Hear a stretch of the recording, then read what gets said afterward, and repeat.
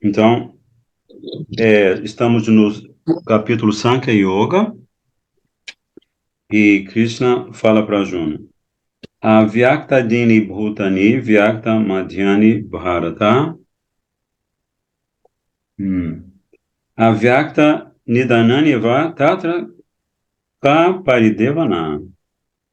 Ó Arjuna, todos os seres são imanifestos antes de nascerem, ficam manifestos na fase intermediária após nascerem, e depois que morrem, tornam-se imanifestos outra vez.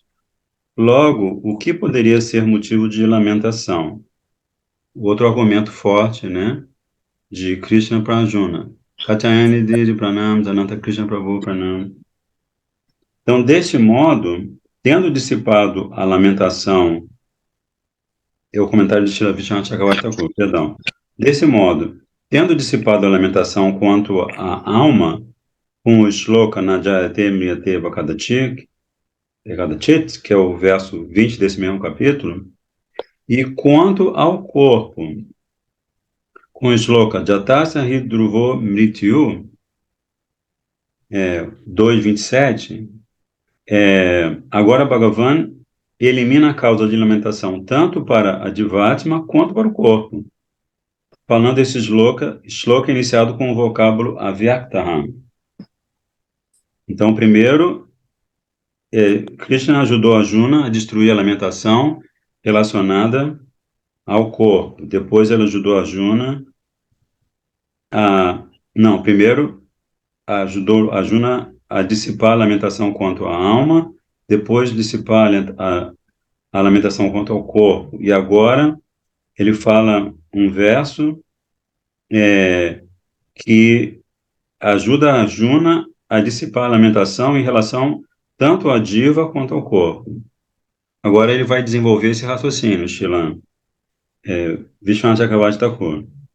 Antes de nascerem, devas, seres humanos, mamíferos, aves e assim por diante, permanecem imanifestos. Mesmo nessa condição, os corpos sutil e denso também existem em seu estado causal sob a forma de matéria, como terra, por exemplo, só que se encontram em uma fase imanifesta. Manifestam-se no período intermediário e, após morrerem, tornam-se imanifestos outra vez. Então, Srila Vishwanath Chakravarti Thakur, ele está falando como essas divas em corpos dentro do mundo material, os devas, os seres humanos, os mamíferos, as aves, como que os corpos sutil e denso também existem em seu estado causal sob a forma de matéria como terra. Então, o que a gente pode entender sobre isso? Pode entender que quando determinado indivíduo, vamos dizer assim, morre, os elementos formadores do seu corpo denso são devolvidos às suas fontes. O que for terra volta para a terra, o que for água volta para a água, o que for ar volta para o ar, o que for fogo volta para o fogo. Aqui, ó, aí ele vai continuar explorando essa percepção, mas de um ponto de vista maior, porque ele está falando agora no período da dissolução e devastação do universo, Mahapralaya, a Divatma também permanece sob sua forma sutil, em virtude da existência de seu karma e matra, que é a tendência a aceitar os objetos sentidos. Portanto, todas as divas permanecem imanifestas a princípio e outra vez tornam-se imanifestas ao final. Então, quando como é que é o nome de Vishnu? Garbhodakashai Vishnu. Ele manifesta cada um dos universos e também ele manifesta o Senhor Brahma, né? Garbhodakashai Vishnu. Então, quando ele faz isso, todas as divas que numa outra manifestação cósmica estavam, cada uma delas, numa fase de sua experiência kármica, as divas que ficaram nesse estado imanifesto pelo tempo que seja, elas voltam a nascer e segundo o corpo em que estavam, o karma que tinham construído, vão nascer. Como? Aves, mamíferos, etc, etc. É, portanto, todas as divas permanecem imanifestas a princípio e outra vez tornam-se imanifestas ao final. Ficam manifestas apenas durante o período intermediário. Segundo também afirmam os Shrutis, Stira Chara Jatayaha Siur Adyota Nimitta Yujaha. Todas as divas móveis e imóveis manifestam-se devido a seu karma. Sendo assim, por que chorar de pesar? Isso é um verso do Srimad Bhagavatam.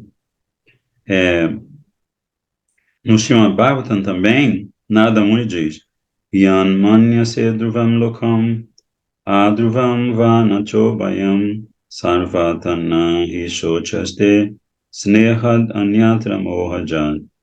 Quer você considere o ser humano uma divatma eterna, quer um corpo temporário, ou mesmo que aceite a indescritível verdade segundo a qual ele é tanto eterno quanto temporário, de qualquer maneira, você não precisa lamentar. Não há outro motivo para a lamúria, senão o afeto ocasionado pela ilusão. Né? O afeto ocasionado pela ilusão tem a ver com o fato de a diva em determinado corpo, como se diz, sentir atração, sentir afeto por outra diva na mesma categoria de corpo, ser humano com ser humano, macaco com macaco, e assim por diante. Né? Mas essa construção de afeto, Krishna está falando aqui, Nada muito está falando aqui, que essa construção de afeto é ocasionada pela ilusão, porque o corpo não tem sentimento, né? Quem tem sentimento é a diva. A diva é a fonte de todas as experiências do corpo. Tanto que, quando a diva finalmente abandona o corpo na hora da morte, aquele corpo não consegue expressar nada, né? Agora vamos ver o que Srila Gurudeva fala sobre o mesmo verso.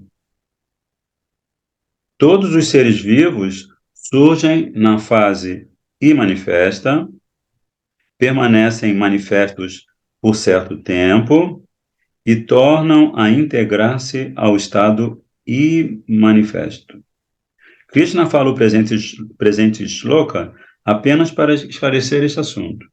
Ao explicar o shloka 10, canto 10, capítulo 87, verso 29 do Srimad Bhagavatam, citado no comentário de Srila Vijnana Chakravarti Thakur acima, ele escreve que, por se originarem do Supremo Senhor Parameshvara, todas as divas estão sob o controle dele. Posicionado além da natureza material, Parameshvara mantém-se desapegado dela. Quando ele realiza o passatempo de lançar o olhar sobre a natureza material, as divas que trazem impressões de suas ações pregressas manifestam-se em corpos móveis e imóveis. Onde quer que seja usado o vocábulo utpana, surgir quer dizer manifestar-se. Como podem as divas nascer, talvez alguém pergunte, após terem estado imersas em Parameshvara, né? Dissolução, né? Dissolução de todo o Mahatattva, dissolução, né? Todo o Mahatattva com os seus elementos característicos, o que acontece? Todo Mahatattva entra de volta no corpo de Mahavishnu, né? Então, o Deus está falando aqui. Quando Quando Krishna realiza o passatempo de lançar o olhar sobre a natureza material, as divas que trazem impressões de suas vidas pregressas, né, antes na manifestação anterior, o que acontece? Elas se manifestam em corpos móveis e imóveis. Não, eu voltei para o parágrafo, perdão. Como podem as divas nascer? Talvez alguém pergunte, após terem estado imersas em Parameshvara. Elas nascem em virtude do olhar de Parameshvara e da inspiração de Icha Shakti, a sua Shakti de desejo ou vontade. Então, são duas considerações. Primeiro, o olhar transcendental de Parameshvara. E segundo, o fato dele ficar inspirado por sua Shakti, ou sua Icha Shakti, que é a Shakti, a energia da própria vontade ou do próprio desejo dele. A partir de então, o karma pregresso, olha só, é ativado. Então ela ficou e manifesta, olha, né, se você pensar do ponto de vista do tempo, né? Mas aí, aquele karma que ficou embutido no corpo sutil da diva, ele é ativado. E, não, perdão, apaga o que eu falei agora. A partir de então, o karma pregresso é ativado e em seguida surge a diva acompanhada de seu corpo sutil. Não, não apaga não. É isso mesmo. Porque a diva, se ela está dentro do plano material, enquanto ela estiver dentro do plano material, ela precisará estar acompanhada pelo corpo sutil, né? Por fim, ao unir-se ao corpo denso, a Divatma nasce. Então, a condição para ela existir no plano físico é ela ter o corpo sutil, para ela existir no plano físico. E a condição para ela nascer é ela ter um corpo físico, um corpo denso. Em outras palavras, com a dissolução das designações decorrentes do efeito da natureza material, as divas são dadas como mortas. Com a dissolução das designações decorrentes do efeito da natureza material, as divas são dadas como mortas. Ao despontarem com seu karma pregresso, suas impressões e seus corpos denso e sutil em diversas espécies de vida neste mundo material, esse é o karma pregresso. As divas são dadas como recém-nascidas. Fala, Ananta Krishnaji. Reverência, Prabhu. As minhas. Eu tenho uma dúvida. Quando Hum, o universo se remonta, né, sai todo de Vishnu novamente, hum. tem assim, tipo um casal, tipo um Adão e Eva macaco, macaquinha, um Adão e Eva formiga, formiguinha, ou vem uma galera de Jiva, tudo já formando a história. Né? Como é que funciona isso? Ah, eu, pelo que eu estou acompanhando aqui a explicação e também pelas explicações que a gente estuda, né, em outros textos sagrados, Srimad Bhagavatam, por exemplo, ah, o gênero da diva que vai reassumir, vamos dizer assim, o seu corpo denso, também é um registro do karma pregresso, do que aqui Gurudeva está chamando de karma pregresso. Né? Como é que é a história do gênero nas formas de vida? O homem, a mulher, os bichinhos, né? 99,9% dos bichinhos, na verdade, 99% dos seres vivos, é, eles têm ou forma feminina ou forma masculina, né? Mas todas Mas, as mas Jivas. essa característica, desculpe, Ananda, essa característica, Krishna fala em outro verso, ele fala dessa característica. Ele fala, Antakali, eu não me lembro o sânscrito, mas Krishna fala assim, que todas as características que você vai assumir numa próxima vida, você desenha exatamente na hora da passagem. Por exemplo, vou dar um exemplo na minha família. Meu avô materno, ele faleceu quando tinha 12 anos. Ele teve um primeiro infarte, e depois teve um segundo infarte, já tinha quase 80 anos. E quando ele estava tendo o segundo infarte, ele começou a gritar muito alto o nome da minha tia mais velha, a filha mais velha dele, que ele tinha uma afeição muito especial por ela. Então, segundo o Krishna explica na Gita, a conclusão que eu cheguei é que se o meu avô tinha mérito suficiente para voltar a nascer em um corpo humano na próxima vida, ele ia nascer no corpo humano de uma menina, porque na hora exata que ele partiu, ele estava pensando e chamando o nome de uma menina, Entendi. entendeu? Da mesma forma que o Bharata Maharaj, né? Sempre procuro lembrar disso. O Bharata Maharaj, ele também é um exemplo para todos nós, que ele estava na floresta praticando meditação, muito evoluído espiritualmente, mas ele se afeiçoou a um viadinho. Sim, Então, sim, na sim. vida seguinte, Ele veio como viajante. porque logo na hora, assim, o momento da morte é tão importante que faz parte de um dos versos que Krishna fala para Arjuna, Mas né? a dúvida não é essa. A dúvida não é essa, então repita a sua dúvida. Vamos A Hum, dúvida é a seguinte: vamos lá, Bíblia, Adão e Eva. Tá? Um casal que se reproduziu, aí vieram um monte de divas para cá. Né?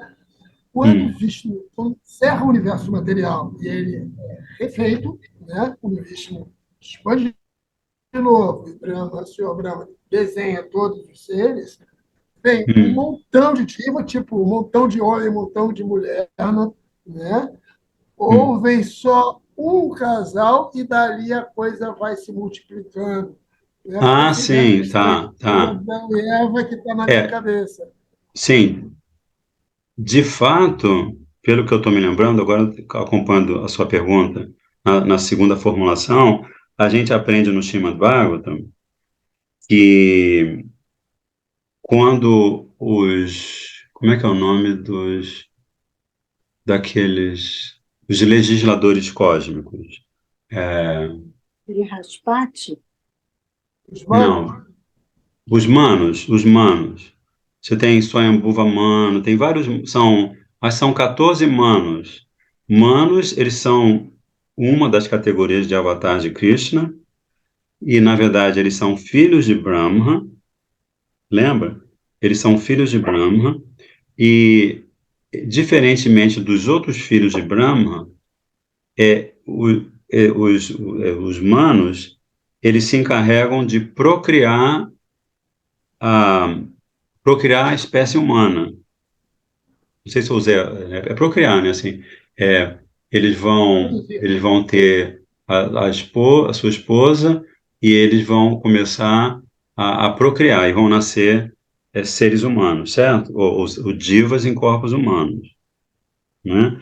Aí a outra categoria de filhos de Brahma é daqueles que são os yatis, ou os renunciantes, como os quatro Kumaras, Narada Muni, né?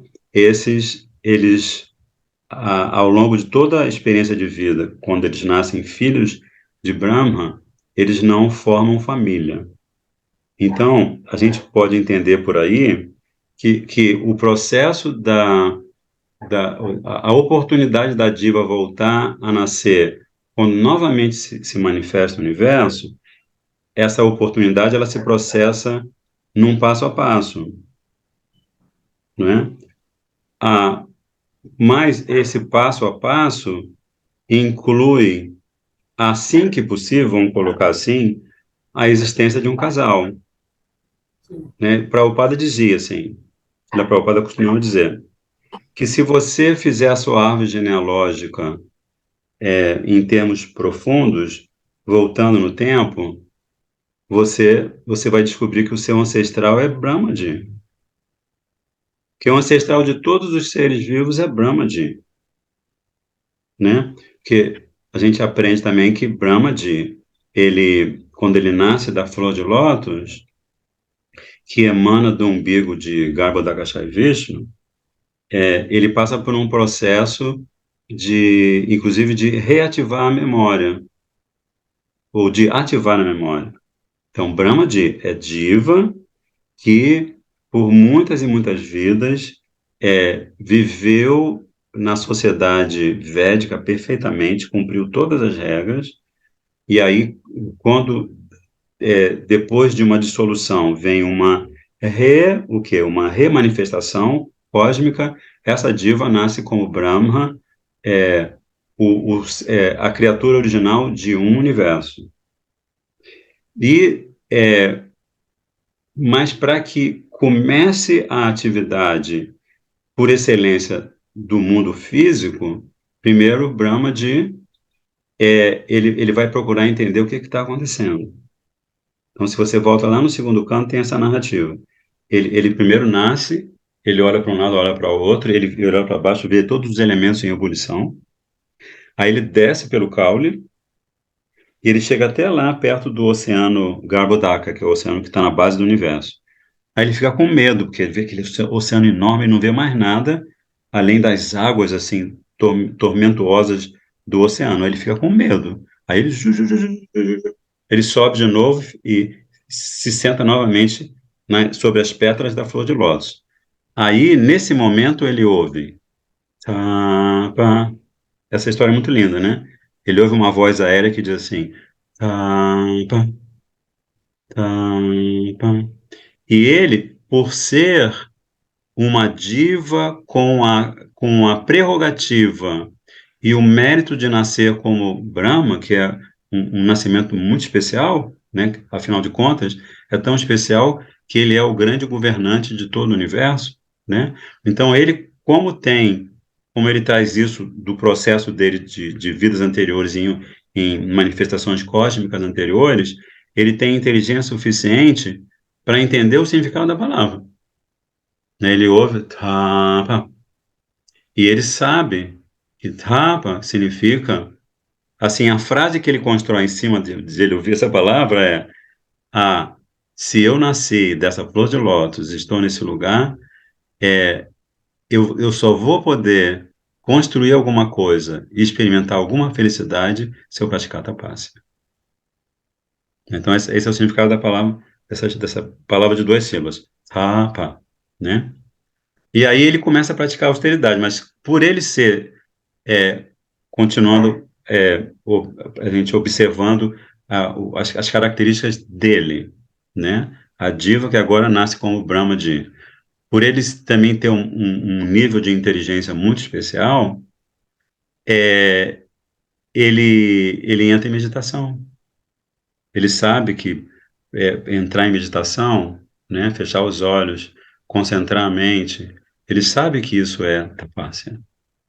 E por ele fazer isso, então, eu sinceramente não me lembro a ordem exata, mas tem um momento específico, que eu acredito que é depois dele entrar em meditação, que é, ele ouve o... Qual é mesmo, Goro? O Goro tá aí? Acho que ele ouve o Gopal Mantra, não tô me lembrando de qual mantra que ele ouve. E quando ele ouve esse mantra, é, ele descobre, pela inteligência muito especial dele, ele descobre dentro do significado profundo das palavras qual deve ser a função dele, o que ele deve fazer. Aí ele começa o processo, aí ele sabe que, nesse processo de meditação dele, ele sabe que ele recebeu uma Shakti especial, né? Que se chama Shrishti Shakti. Shrishti Shakti quer dizer a Shakti pela qual ele pode, eu vou usar o verbo, não sei se é o verbo mais apropriado, ele pode manipular os 8 elementos, terra, fogo, água, ar, éter, mente, inteligência e ego, ele pode manipular esses 8 elementos e criar as formas.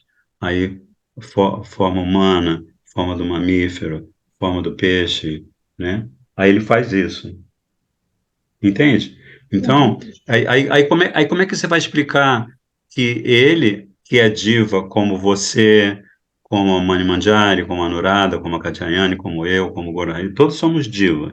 Como é que você vai explicar que ele está sendo o criador, entre aspas, das nossas formas físicas, e ao passo que o outro são as criaturas, os outros são as criaturas, né? A única explicação é como aqui, ó, Srila Gurudeva está explicando que você tem esse registro de todo o conjunto de atividades piedosas, pecaminosas e assim por diante, que você realizou até o momento em que houve o último pranaya, a última devastação cósmica.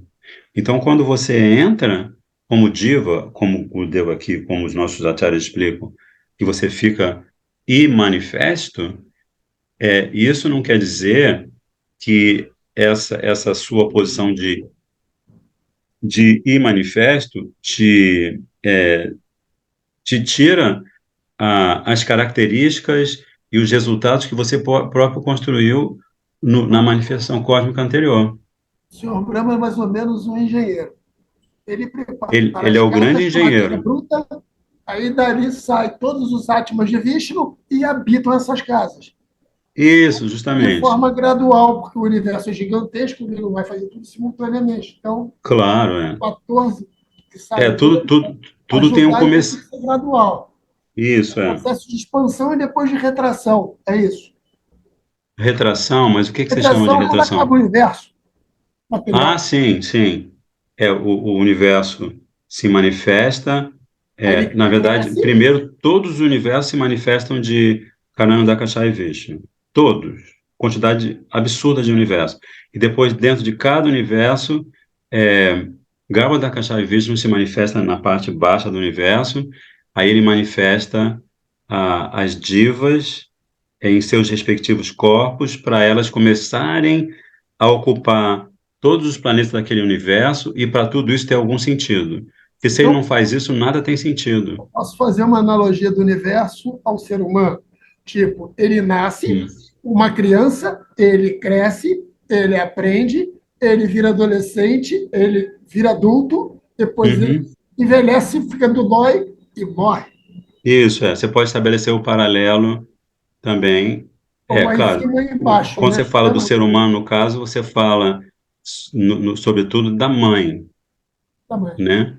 Que a mãe é que leva a diva, a diva vem pelo sêmen do pai, fecunda o óvulo da mãe, e é a mãe que é um ser humano com características específicas para alimentar o crescimento da diva intrauterinamente. Até que a diva, isso está no Srimad Bhagavatam, terceiro canto, Segura Harita, ele sabe, tem um capítulo só sobre isso, que vai falar sobre cada uma das fases da gravidez e o que a diva vai, né, desde o estado em manifesto, que ela não consegue perceber nada, até que o corpinho dela vai assumindo os detalhes, os olhinhos, e tudo mais, até que chega no sétimo mês, o corpinho já tá todo arrumadinho, e mais 2 meses para maturar o pulmão e os outros órgãos internos, e aí ela nasce. Né? Então, você pode estabelecer esse paralelo, né? Enfim, aí ele continua aqui. O Brihad Aranyaka Shruti afirma o seguinte, Yatagne Kshudra Vishpurlinga Vyucharanti Evam Evasmat Atmanaha Sarve Pranaha Sarve Lokaha Sarve Deva Sarvani Bhutani Vyucharanti. Aqui, Krishna ele está falando aqui, assim, ó, do mesmo modo que irrompem centelhas da fogueira, surgem de mim, Paramatma, os sentidos, a faculdade da fala, por exemplo, os resultados do karma, felicidade e tristeza, por exemplo, todos os devas e todos os seres vivos, do Senhor Brahma à formiga. Aqui o verso apresenta um outro olhar em relação a esse assunto, que o tema aqui, o que que é? O tema é quando que a diva está experimentando a manifestação e quando ela está experimentando a imanifestação. Aí ele termina esse comentário, Srila Gurudeva, Narayana Maharaj, dizendo: quanto ao mesmo assunto, diz o Mahabhagavat, o grande Bhakta Shri Jamaraj. Ele é um dos 12 Mahajanas, né? Mahajano Janagata Sapanta, né? O pai de Sita Maharani, a esposa de Sr. Ramachandra, que também é um Mahajana. Ele fala esse verso famoso, né, que termina Mahajano Janagata Sapanta. Aí ele menciona quem são Brahma, Narada, Vyasadeva, Shivaji, Jamaraj, né, 12, que são as grandes autoridades, né, sobre o conhecimento védico. Então, Jamaraj diz assim, Yatra gatas tatra gatam manushyam. O ser vivo regressa ao mesmo lugar desconhecido de onde veio, né? Então, quando ele fala isso, ele está falando do ser vivo que em determinado momento está manifesto, regressa ao mesmo lugar desconhecido de onde veio quando ele está imanifesto, né? Aí no próximo verso, Krishna continua, verso 29. Ascharyavat pashati kastidanam, ascharyavat vadati tathaiva chanyaha, ascharyavat chainam anya shinoti, shrutvapienam veda nachaiva kastid. Sim, esse verso é muito interessante que vocês devem ter reparado que Krishna usa a palavra ascharyavat. Ascharyavat, que pode se traduzir assim, Ascharyavat significa como algo surpreendente, algo que espanta, né? Aí Krishna está dizendo, alguns encaram a alma como algo surpreendente. Outros falam dela como algo surpreendente, havendo ainda quem ouça falar dela como algo surpreendente. Contudo, também há aqueles que, mesmo após ouvirem a respeito dela, da alma, não conseguem entendê-lo de forma alguma. Fala, Nurado, quer falar?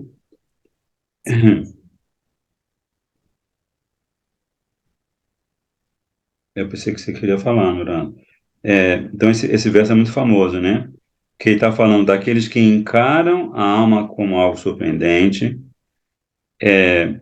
outros que falam dela como se ela fosse algo surpreendente, e outros que ouvem, né? Então, alguém falou e alguém ouviu que ela é algo surpreendente. Mas tem aqueles que nem isso acontece para eles, né? Porque eles não conseguem entender a alma, a existência da diva. Aí o comentário do nosso Gurudev vai ser um pouquinho mais extenso do que o de Srila Vishwanath Chakravarti Thakur, que diz assim, que ele repete a voz de Krishna, né? Ele parafraseia, né? Comentários dos nossos acharyas, muitas vezes, eles parafraseiam a voz de Krishna. Ele diz assim, Shri Krishna diz, ó Arjuna, se você me pergunta que assunto surpreendente é este, sendo esclarecido por mim, procure me ouvir. É realmente de espantar que, mesmo após você ter recebido este conhecimento, a sua sabedoria ainda não tenha despertado. Né? Se você parar a pensar, né? Krishna está falando com Arjuna, que é o filho dessa tradição védica. E com certeza ele pique roxo com os seus mestres, né? Bhishma Deva, Dronacharya, ele ouviu esse Siddhanta, ele foi apresentado a esses conceitos, né? Por isso que Krishna está, de certa forma, sendo irônico, dizendo, é realmente de espantar que mesmo após você ter recebido esse conhecimento, a sua sabedoria ainda não tenha despertado, né? Porque aí a gente vai observar também que muitas vezes Krishna fala de Jnana e outras vezes ele fala de Vijnana, né? Então há uma diferença significativa. Por exemplo, Krishna está compartilhando Jnana com todos nós, por intermédio de Arjuna. Mas quando será que Jnana vira Vijnana? Que conhecimento teórico é uma coisa, agora você vivenciar esse conhecimento, né? E mudar os seus registros no plano da consciência, isso é outra coisa, isso chama-se Vijnana. Né? Por isso que, assim, a presença de Krishna como guru, né? Desde o segundo capítulo, Arjuna pede com as mãos postas, ó Krishna, agora eu sou Karpanya, né? Karpanya, será que é? Acho que é essa a palavra, é Karpanya, nesse verso, agora eu sou seu discípulo. Claro que a gente tem uma amizade, mas agora, Krishna, eu quero que você seja meu mestre para eu dissipar esse olhar turvo que eu estou tendo em relação a esse momento histórico na minha vida, né? Então, no comentário, sim, Krishna está sendo um tanto irônico com Arjuna ao dizer que, vou repetir o que ele fala, ó Arjuna, se você me pergunta que assunto surpreendente é este, sendo esclarecido por mim, procure me ouvir. É realmente de espantar que, mesmo após você ter recebido este conhecimento, a sua sabedoria, conhecimento e sabedoria são duas coisas, né? Ainda não tenha despertado. Portanto, sua dúvida é cabível, né? Então, se ele tem conhecimento, mas não tem sabedoria, ele deve, porque deve, apresentar a dúvida, né? É somente por esse motivo, agora continua Srila Vishwanath Chakravarti falando, é somente por esse motivo que Krishna fala este shloka iniciado com a expressão Ascharyavat. Na verdade, todo este mundo material, onde corpo e alma se juntam, é algo de espantar. É uma frase muito simples, né? Mas muito, como se diz, emblemática, né? Que lugar é esse em que a diva, que tem a perspectiva eterna da experiência de prema, do amor divino, que lugar é esse em que a diva fica tão assim encalacrada com o corpo, com um corpo físico temporário, né? Isso é algo de espantar. Agora vamos ouvir o comentário do nosso querido Gurudeva. Uma vez que a verdade acerca da ciência da alma é dificílima de entender, a alma em si, a pessoa que ensina a respeito dela, o ensinamento em si e a audiência, todos são extraordinários. Então, Srila Gurudeva, né, um Tattvavit, né, Tattvavit Guru. Então, ele fala uma frase que, assim, encerra centenas de considerações importantes, que ele está dizendo, uma vez que a verdade acerca da ciência da alma é dificílima de entender, a alma em si, número um, a pessoa que ensina a respeito dela, a alma, o ensinamento em si a respeito da alma e a audiência, aquele que está ouvindo, todos são extraordinários. Se você aceita uma dessas posições, né, você já é digno do devido elogio. Porque se você quer ouvir sobre a existência da alma, você é uma pessoa extraordinária. Se você fosse um ensinamento, você seria extraordinário. E assim por diante, né?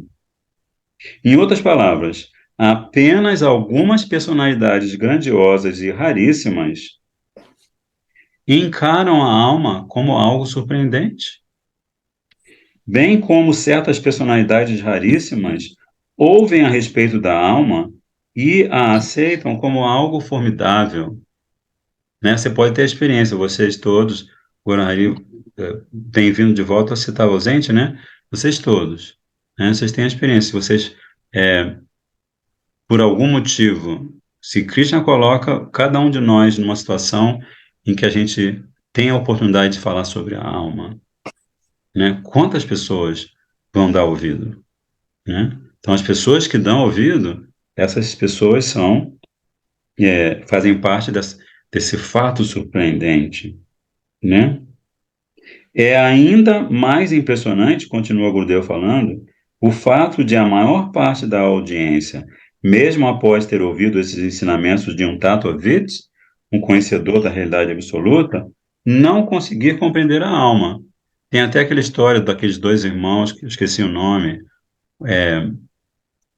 como é que é? Não vou conseguir lembrar o nome, mas são dois irmãos, um que é muito piedoso, que pratica a sua vida espiritual, que é muito delicado, muito respeitoso, muito sábio, e outro que é muito, assim, do mal, né? Ele gosta de... Ele é tipo aquele caçador da floresta, um Brigari, que gostava de ver os seres vivos, os animais, e até as pessoas que passavam pela floresta, ele gostava de ver as pessoas morrer agonizando, lentamente, né? Então, eram dois irmãos, né? Mesmo pai e mesma mãe. Um sadhu, né? Um sadhaka, e o outro um Um arruaceiro. sádico, o outro um sádico. O outro um sádico.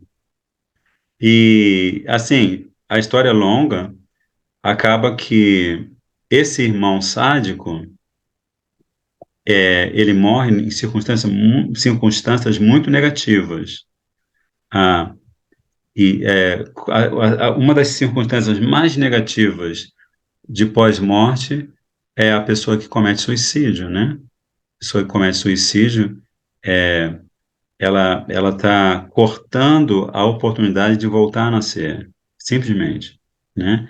Ela tem essa pessoa vivendo num corpo físico, ela tem toda uma programação construída, analisada por Jamaraj e por outros devas. Então, se ela, por qualquer que seja o motivo, se ela tira a própria vida, ela fica sem a oportunidade de voltar a nascer num corpo físico, ela fica é, é, perdida com o seu corpo sutil. Aí acontece isso com o irmão do outro irmão sábio, né? E é, o irmão sábio, ele é muito, muito bondoso, muito compassivo. Ah, e ele é muito sensível, então ele percebe a presença do irmão sábio num corpo espectral, como a gente pode dizer, né? E aí o irmão já morto e sofrendo aquela circunstância, ele fala assim, não me lembro o nome, fala, ó irmão, não tem nada que você possa fazer, eu não imaginava o sofrimento que representa o que está acontecendo comigo. Vê se você pode fazer alguma coisa, você sempre foi é, a pessoa mais querida da família por sua piedade, por sua dedicação à espiritualidade, tudo. Aí esse irmão sábio, ele fala assim, você venha até mim, aí ele estabeleceu um dia, domingo, por exemplo, apareça aqui no domingo que eu vou te dar Bhagavad Gita. Você vai ter a oportunidade de ficar 7 dias direto. 1, 2, 3, 4, 5, 6, 7. 7 dias ouvindo Srimad Bhagavatam. E aí você vai conseguir se libertar dessa condição terrível que você está vivendo. Aí o irmão, ele também toma uma providência. Ele fala, o irmão sábio, ele fala assim, olha, quando você chegar, aí ele pega um pedaço de bambu assim, né? Tem aquela parte que dá para abrir do bambu, que aí fica aquela parte oca dentro, que você usa para fazer flauta e outros artefatos. Aí ele fala assim, quando você vier ouvir Srimad Bhagavatam, você, eu vou deixar esse bambuzinho aqui, numa posição segura, e você com o seu corpo sutil, você vai entrar dentro do bambu e você vai ouvir com toda atenção. você não desvia atenção para nada. Você fica 7 dias com o ouvido atento. E aí espalhou a notícia é, que o irmão piedoso ia dar Bhagavad Sattva, e juntou um monte de gente da vila, e aí ele começou a dar Bhagavad Sattva, e passou um dia, passaram 2 dias, né? Aí quando chegou no último dia, no último momento do Bhagavad Sattva, o irmão assim, tranquilo, olhou para aquele bambuzinho, e ele, não me lembro qual foi a circunstância, mas todo mundo que estava presente teve conquistou uma percepção especial, porque todo mundo que estava presente viu que o irmão dele no corpo sutil saiu do bambu e assumiu, como é que é mesmo? Acho que o Gora sabe esse detalhe. Quando ele sai do bambu, o que acontece? Uma forma de um Vishnuduta, mas vieram os Vishnudutas buscar ele, não? Ah, sim, vieram os servos do Senhor Vishnu, os Vishnudutas, vieram buscá-lo, e ele também assumiu uma forma de Vishnuduta, não foi? Gora. Sim, sim, isso mesmo. É, Brilhante, assim. é, brilhante, o servo, imagina, servo de Vishnu, né?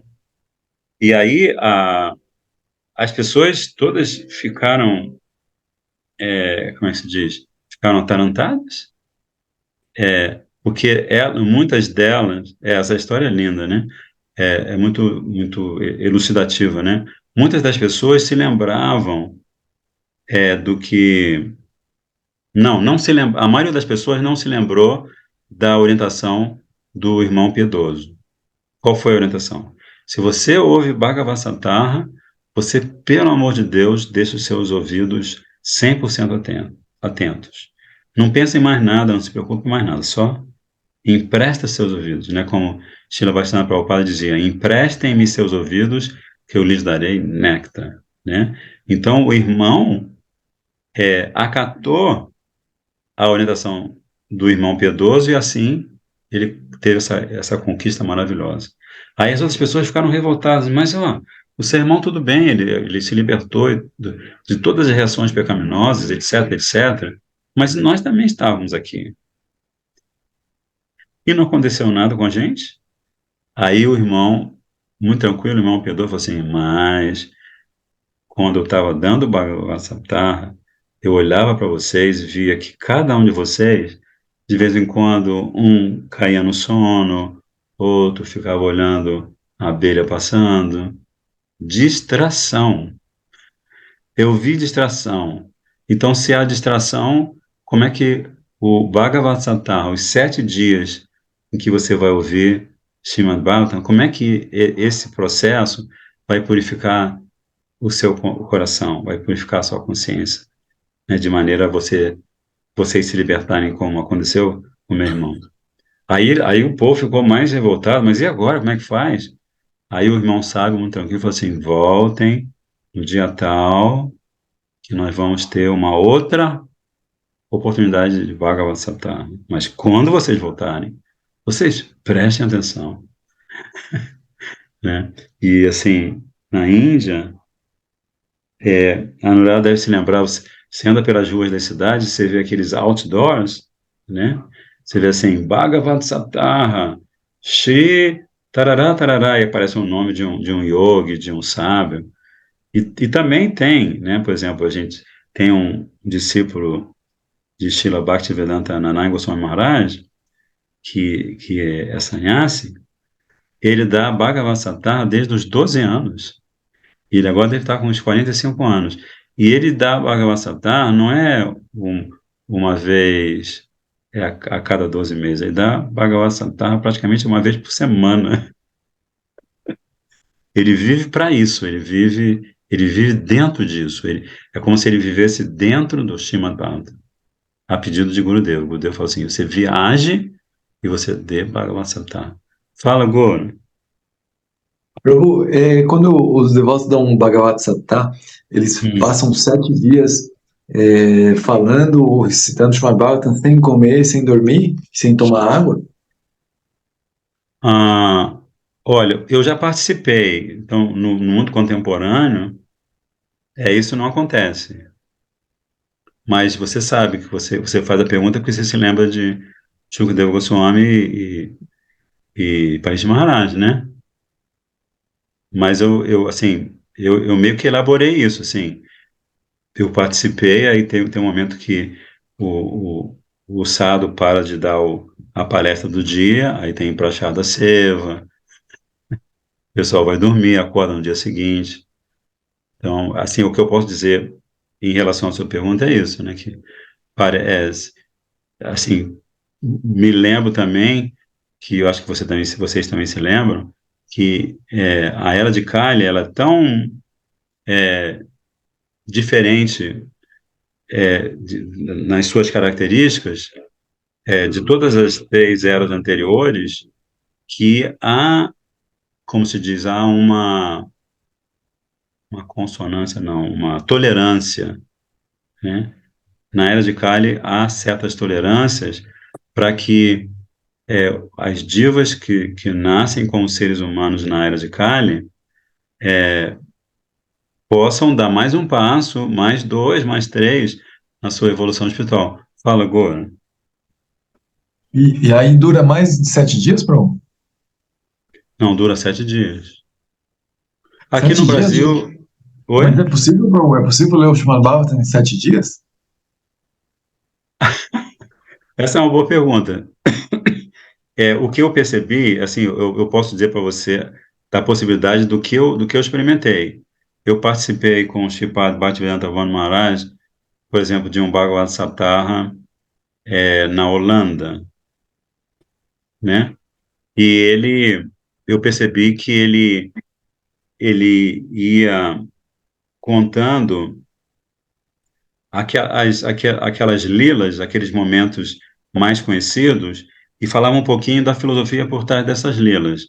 Mas eu percebi tranquilamente que ele não é que ele tenha lido todos os versos de todos os capítulos, de todos os cantos, mas ele meio que apresentou, na minha percepção, a minha percepção, né, muito, muito falha, mas na minha percepção ele apresentou o essencial de cada capítulo, de cada canto, assim por diante, né? Assim, como você sabe que Srila Sanata Goswami, ele escreveu o Brihad Bhagavatamrita, né? Vocês já devem ter ouvido falar desse texto sagrado, que são dois cantos.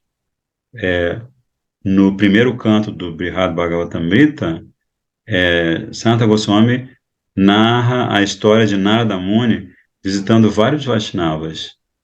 Ele visita Shiva, ele visita Narada, ele visita Prahlad, né? É muito lindo, assim, a experiência que ele tem conversando com cada um desses Vaishnavas que vão relatar para eles a experiência que eles tiveram de ter darshan de uma manifestação de Vishnu e assim por diante. É muito, muito, muito lindo, né? Então, esse é o primeiro canto. No segundo canto, consta a história tem muita história dentro de história, né? Como no Srimad Bhagavatam. Mas a história que vai do começo ao fim é a história de Gopakumar, né? Então, o que os nossos acharyas explicam sobre o Brihad Bhagavatamrita é que Srila Sanata Goswami, ele colhe o que o nome do livro já diz, Shri Brihad Bhagavatamrita, o néctar, é, o néctar, como é que se fala? O néctar grandioso ou o néctar excepcional que está nos 12 cantos do Srimad Bhagavatam, né? Então, Srila Sanata Goswami, por ser quem ele ele consegue fazer isso. E para ele demonstrar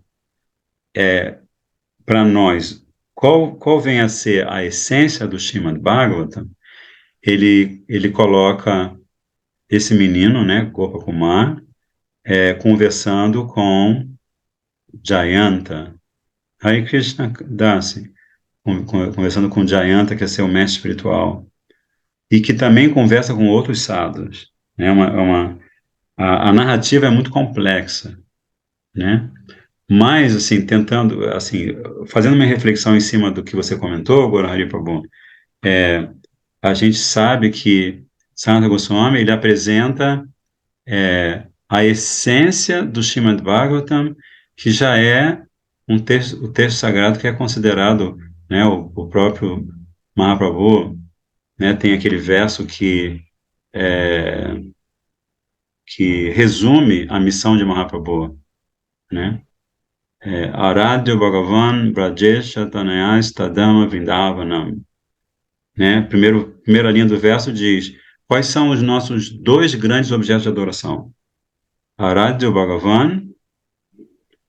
Quem é Bhagavan? Brajesha Tanaya.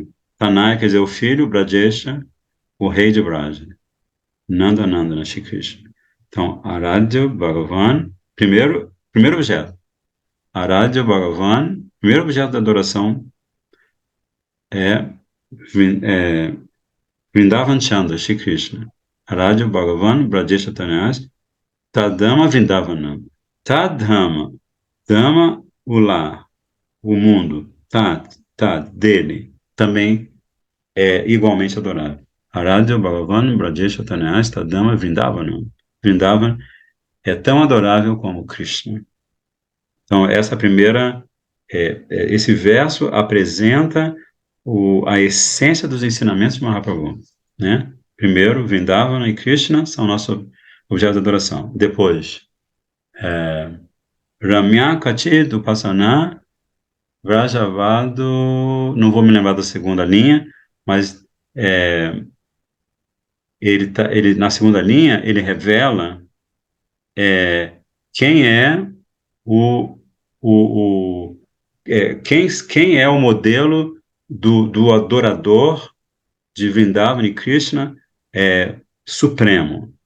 Aí ele fala do Rajavada, as gopis de Vrindavan, né? Então você tem os dois objetos de adoração e você tem no mesmo verso os adoradores supremos. Aí depois ele fala Srimad Bhagavatam, aí na terceira linha ele fala que você tem os dois objetos de adoração, o adorador supremo, que são as gopis, e o texto sagrado, que é a essência de todo o pensamento védico, que é o Srimad Bhagavatam, que é a Mala Purana, que ele é o Purana imaculado, né? E que o Srimad Bhagavatam, ele comprova as afirmações feitas nos dois primeiros versos. Aí no final, Vishnu Chakravarti Thakur, ele termina dizendo, essa é a opinião de Mahaprabhu e eu não me interesso pela opinião de ninguém mais. Então esse é um verso que é importante a gente pelo menos conhecer esses conceitos, essas revelações que Srila Vishnu Chakravarti Thakur faz. Então, assim, você pode dizer que quando o Vishnu Chakravarti Thakur ele compõe esse verso, ele está falando dos elementos essenciais do Srimad Bhagavatam, né? Então, onde você vai encontrar os elementos essenciais do Srimad Bhagavatam? 10º canto, Dasha Skanda. Né? E dentro do 10º canto, quais são os elementos essenciais? Aradhya Bhagavan, Brajesha Tanayas, Brajendranan Shri Krishna, Tadama Vrindavanam, né? Quando você chega ao 10º canto, aí Shukadeva Goswami leva cada um de nós para Vrindavan, né? Então, assim, esses versos, por exemplo, está estudando a Gita, é muito importante a gente ter claro que se você conhece esses versos, então todos os conceitos estão embutidos, às vezes, numa expressão, né?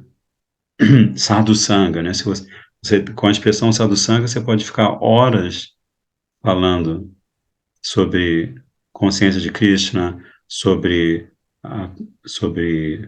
Jiva, sobre karma, sobre tudo, né?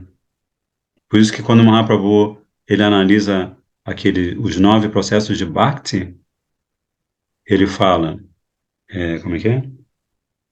Sadhu Sangha Namakirtan Bhagavad Shavani Mathura Vasi, como é que é? Mathura Vasi Shimurtira Shadaya Sevani. Mahaprabhu, diante dos seus discípulos, seguidores, ele destaca de todos os angas, os 9 angas, ou 64 angas, ele destaca 5. E ele fala na ordem de importância. Primeiro, Sadhu Sangha. Se você está em Sadhu Sangha, você está ouvindo o seu mestre espiritual, está ouvindo o Sadhu, né? O que vai acontecer? Praticamente todos os outros processos de Bhakti estão em Sadhu Sangha. Você vai cantar o Mahamantra, você vai ouvir, né? Você vai ter acesso a Lila, você vai estar fazendo praticamente tudo que Rupa Goswami aconselha no Brihad Bhagavatamrita sobre o que vem a ser Bhakti. Então, Sadhu Sangha, e aí você está em Sadhu Sangha, o que você faz? Namakirtan. Fatalmente você faz Namakirtan. Se você está em Sadhu Sangha de fato, o Sadhu vai estimular você a cantar Namakirtan, cantar os santos nomes. Sadhu Sangha, Namakirtan, Bhagavat Shavani. E aí outra coisa que acontece, Sadhu vai dar Bhagavat Satara. Ou Sadhu, todo dia de manhã, vai comentar sobre um verso de algum canto do Srimad Bhagavatam. Então, Sadhu Sangha, Namakirtan, Bhagavat Shavani, Mathura Vasi, Shimutira. Mathura, o número 4 é, mesmo que você more no Brasil, no sul do Brasil, no norte do Brasil, onde quer que seja, mesmo que você more na Patagônia, onde quer que você more, o quarto processo que Mahaprabhu aconselha muito fortemente é que você more no lugar sagrado. Itália, a Darcy está na Itália, Ananta Krishna está no Rio, Anuradha em Petrópolis, né? Eu estou aqui no Santo Antônio do Pinhar. Então, você pode estar em qualquer lugar do planeta, mas Mahaprabhu está falando Sadhu Sangha, Namakirtan, Bhagavad Shavani, Mathura Vata. Você precisa cultivar no íntimo, no plano da sua consciência, a memória e o desejo de estar eternamente no Dhamma Sagrado. Né? Porque se você faz isso, você não precisa estar... Você pode estar fisicamente no Dhamma Sagrado e não ter nenhuma experiência. Você pode estar fisicamente no Dhamma Sagrado roubando os peregrinos. Né? Ao passo que você pode estar no Rio de Janeiro, no meio da confusão toda do Rio de Janeiro, ou de outras cidades ocidentais, e você está cantando Mahamantra, cantando seus Diksha Mantras, realizando Seva, estudando Shastra. Né? Então, Mathura Vasi, e por fim, Shimurtira, como é que é? Shradaya Sevani. O quinto anga que Mahaprabhu considera muito importante o quinto e último é que você adore sua deidade com fé, né? Adorar a deidade com fé é você se aproximar da deidade e você se lembrar que Gurudeva faz prana pratishta, né? Se você pedir, Gurudeva faz prana pratishta. Gurudeva convida Krishna a se manifestar como um avatar para sua deidade de Radha Krishna, para sua deidade de Jagannatha, para o Gaur-Nitai. Então, existe essa cerimônia, uma cerimônia muito linda. O Deva chega no ouvidinho direito da deidade e canta um mantra muito secreto, e aí se estabelece Prana Pratishta, né? Aí você adora essa deidade com fé. Então, esses são os 5 angas. A gente está fechando hoje. Gora, você quer convidar alguém para cantar uma mantra? Que é o segundo, né? Sadhu Sangha, Namakirtan. Será que a Mata Nurada pode? Vamos ver. Pode, Anuradha Ji?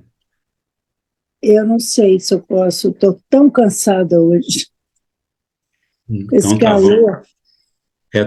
Tá demais o calor, né? Tá. Agora, temos Darcy, Katyayani Didi, Mani Manjari Didi, Ananta Krishna Prabhu. Nota Mani Manjari, pode?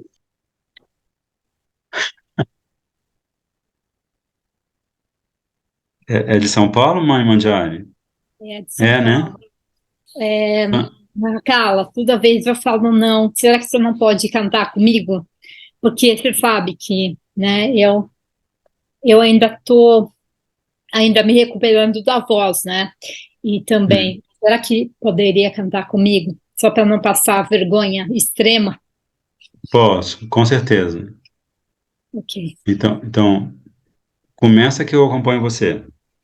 Hare Krishna, Hare Hare Krishna, Krishna, Krishna Krishna Krishna, Krishna, Hare Hare Hare, Hare, Hare Hare Rama, Ram, Hare Hare Ram, Rama, Rama Rama Rama, Rama, Hare Hare Hare, Hare, Hare Krishna, Krishna, Hare Hare Krishna, Krishna Krishna, Hare Hare, Hare Hare Ram, Rama, Hare Hare Ram, Rama, Rama. Rama Rama, Hare Hare.